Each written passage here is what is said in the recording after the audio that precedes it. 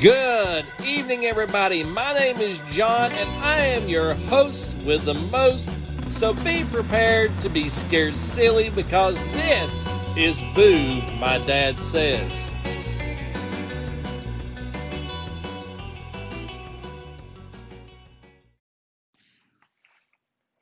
Good evening, everybody, and welcome to the very first episode of Boo, My Dad Says. My name is John, and I am your host. And I want to thank you so much for tuning in to our program tonight. Let me first tell you a little bit about our podcast before we jump into tonight's content. So, what we're going to be doing here is we're going to be talking about local hauntings or folklore or UFO sightings, cryptid sightings, all sorts of things like that. And what I mean by like local folklore is like we have this exit here in my region called the Okolona Road exit. And the story behind that is some years ago, there was a car accident there, and a young lady and her boyfriend were killed on that exit ramp. And now, whenever you park your car at the bottom of this exit ramp and you put it in neutral, your car will be pushed back up the hill by the ghost of the young deceased couple. Now, is this a true story? I don't know. I've heard that it's actually a optical illusion, that the exit ramp is actually an uphill ramp, but it looks like you're going downhill. But now I have seen a video of this on YouTube, and it does work. The car was in neutral, it was rolling backwards, but I do fall down on the side of being a bit skeptical about this local legend. But that's kind of how we're going to be talking about with our folklore and our local stories. One thing though, I want you guys to understand that this show is going to be family friendly. We're not going to get overly scary. We're not going to be talking about like your Freddy Krueger, Jason Voorhees going at it in the middle of Manhattan during Armageddon and all that kind of stuff. It's not going to be your blood and guts kind of spooky. It's just going to be more of the let's see if we can raise the hair on your arms a little bit and make you have that little tingle down the back of your neck. But you can always count on that this show will be a clean show. So you can watch it, listen with your kids. And I find that very important because there will be times when I use my two sons as co-hosts on the show. Now, a little bit about me and my background. I can't honestly say that I have had an experience with the paranormal personally, but I do have a deep interest in the subject. And it all kind of started back when I was 7 years old, when the real Ghostbusters came out on television. And I just thought that was the coolest thing. You have four guys running around New York City with unlicensed nuclear accelerators strapped to their back. That's their saying, not mine.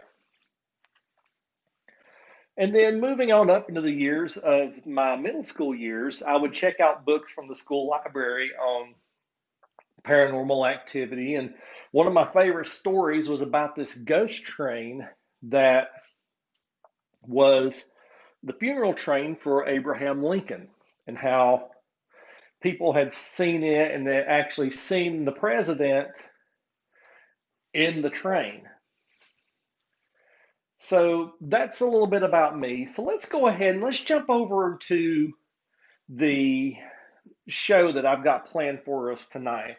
But first, let's have a quick word from our sponsor.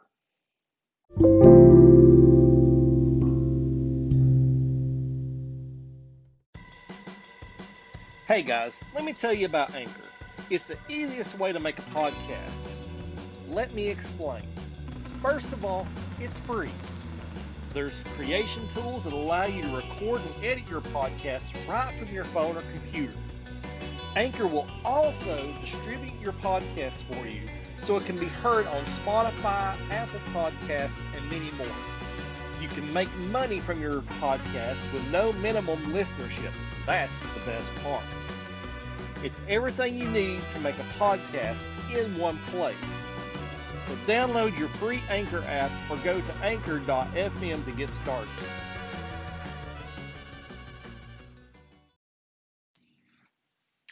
And we're back.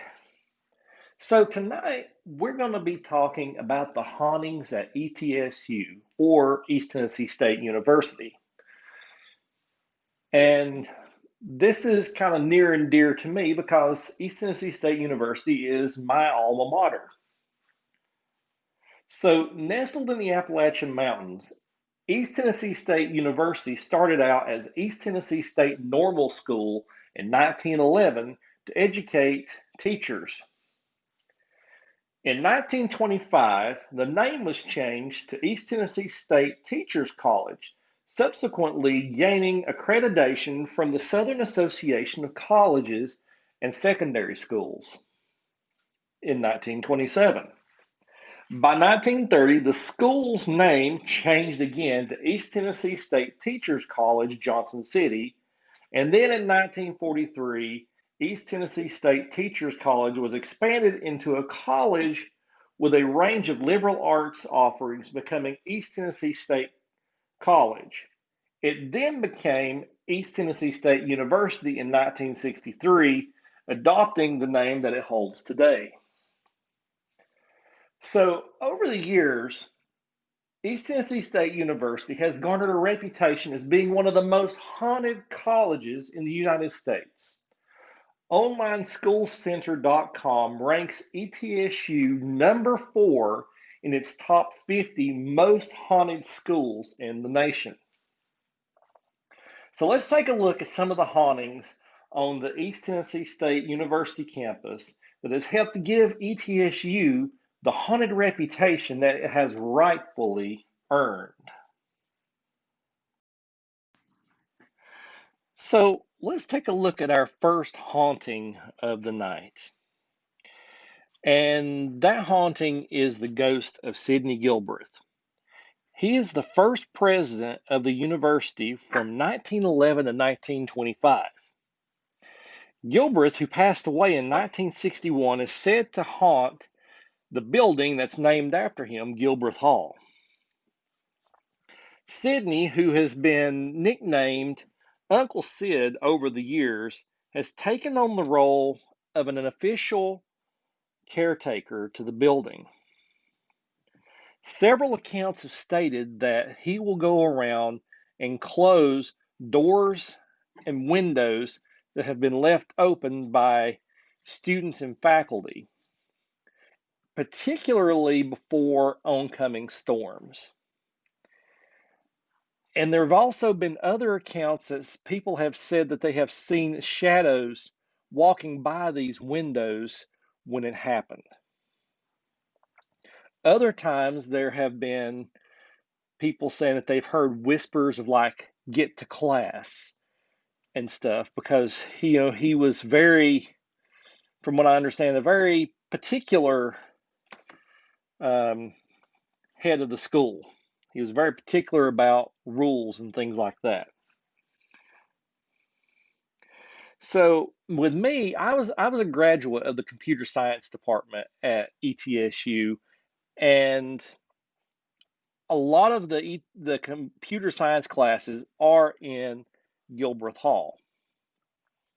So I can't say that I had any experiences there with his ghost.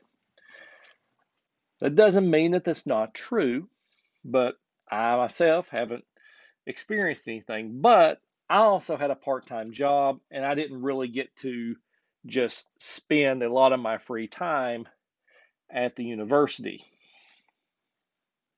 So now our next destination on our haunted trip through East Tennessee State University is Lucille Clement Hall.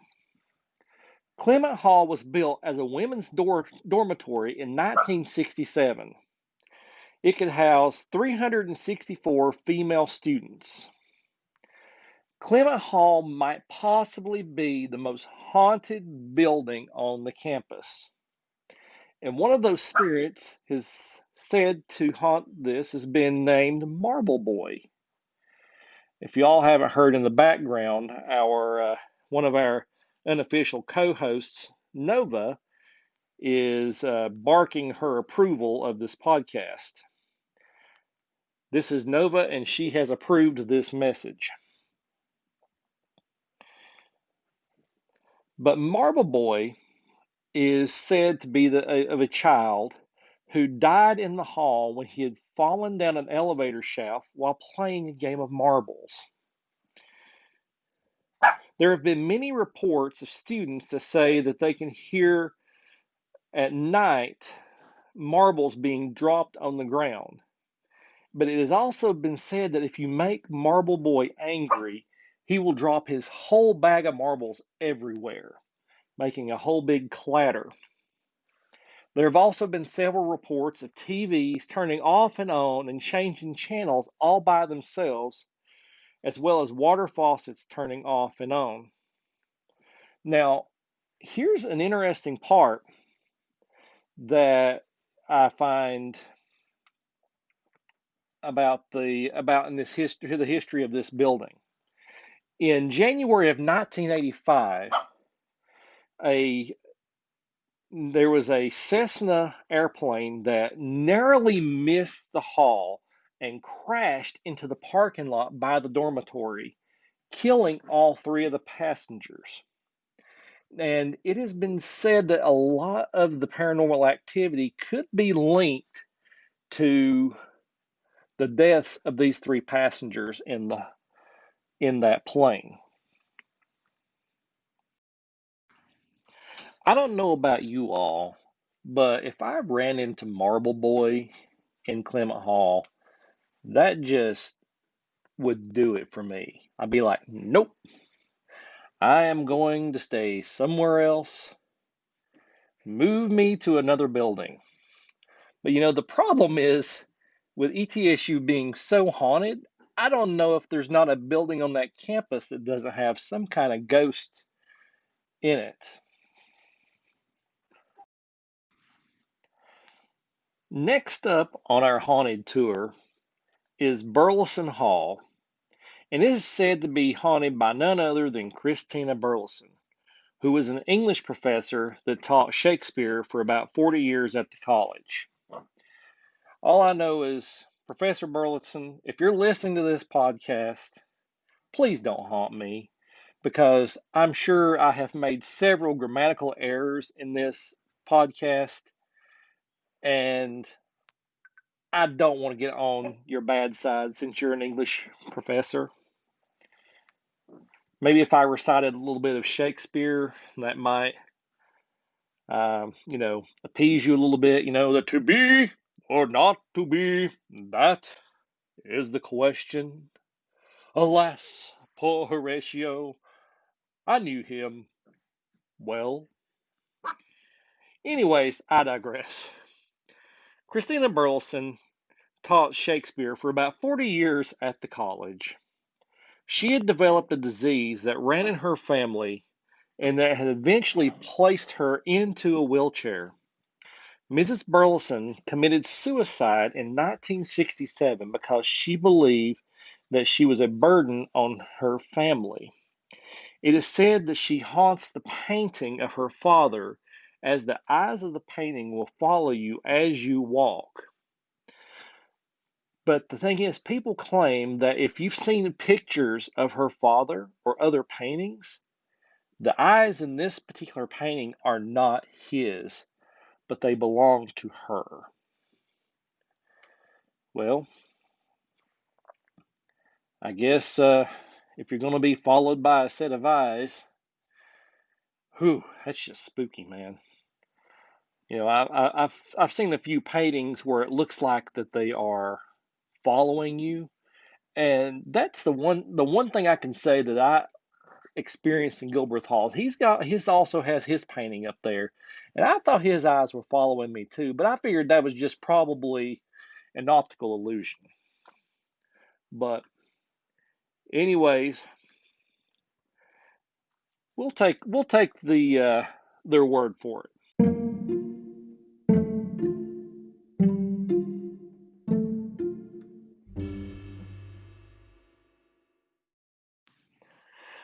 Our next stop on the haunted history of ETSU is Cooper Hall.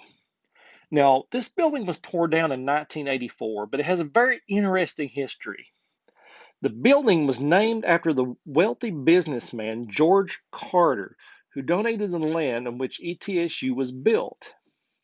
It is said to be haunted by his daughter. It's claimed that the spirit's name is Alice, and that she had fallen in love with a young man, but her parents refused to let her marry him. So she committed suicide by ingesting a lethal dose of rat poison.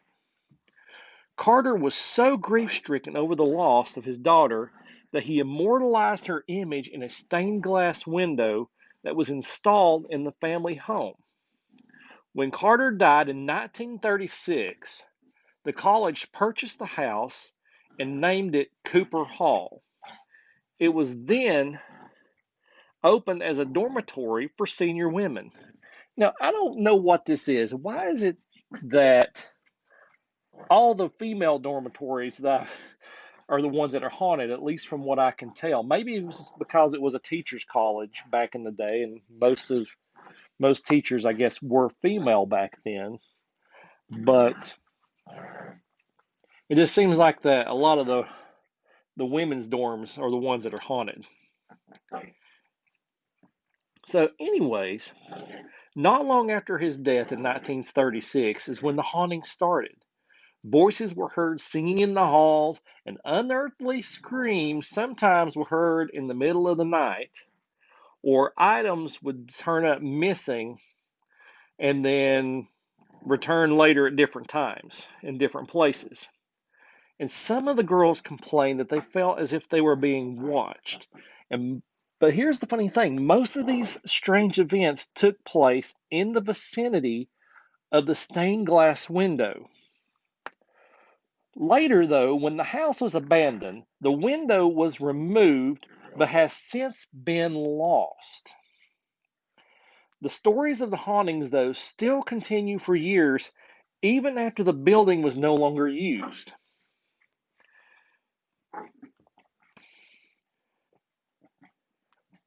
Another interesting story about Cooper Hall, or I guess an oddity, was was discovered by historian Ray Stahl from Johnson City. He discovered that Cooper actually, and here's the twist at the end, ladies and gentlemen, had no daughter but a son, and that the stained glass window was actually of his likeness because he was a very beautiful child with long, glowing, flowing hair.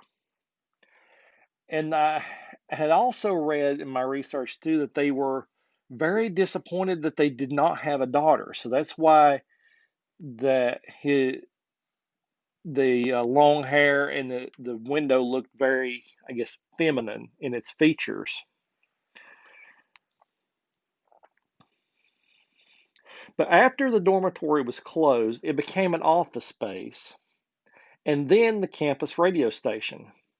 Several students and janitors have encountered the ghost during this time. So in 1984, the university tore down Cooper Hall, claiming that it was because the old building would cost way too much to renovate. But many people want to believe otherwise. Well, there you have it. There are many other locations on ETSU campus that have had paranormal experiences, but the stories that I've shared with you are the ones that I thought were the most interesting. All I know is that I would really hate to run into any of these spirits in the middle of the night. Like I said, Marble Boy, nope, no sir. I'm finding another place to sleep. So let's switch gears to our listener stories right after a word from our sponsor. Our listener story for the night comes from Tammy. And she writes, when I was maybe 13 or 14, my mom and stepdad decided to go to the local cemetery late one night and place a tape recorder on a random gravesite and leave it for an hour. They did that and then went back to get it and brought it back home. Once they got home, the entire family sat around the table to listen, not really expecting to hear anything. There was myself and four sisters listening to the sounds of the country crickets making their normal night sounds, and then the tape went silent. We thought the tape recorder had stopped working, but then a voice clearly spoke. My stepsister chimed in immediately. I heard Wooten. My mom and dad's jaws dropped, and the look of amazement was something I will never forget. My dad said, "Oh my God." That was the name of the headstone where we left the recorder. I have been fascinated with the paranormal ever since. Tammy also writes, as a teen, for several years, I used to see large orbs in my basement and on the road behind our house. I am convinced that the house I live in now is haunted because the man that lived there before us died here. I closed doors only to come back a few minutes later to find them open again and hear sounds all the time coming from the attic or other parts of the house. The kids both swear that they have seen people standing in their rooms at night. Well, all I know, Tammy, is right there. Whew, I think I can handle the orbs. I think I can handle the EVP, but waking up from a dead sleep in the middle of the night and having somebody standing in the room, oh no, that would be like an instant for sale sign in my house, let me tell you. That would be almost as bad as if I found a snake in my house, because that's probably the only thing I'd be even more afraid of is finding snakes in my house. I don't do snakes. They're the devil. It says it in the Bible. Snakes are bad. And I will fight you over that one. Because I know there are people out there that love snakes. They keep them as pets. They name them Fluffy and all that stuff. But nope, you can keep the reptiles. Now, if you've had a listener experience that you would like to share with Boo My Dad Says, feel free to email that to me at boomydadsays@outlook.com. And I will do my best to get your story on the air.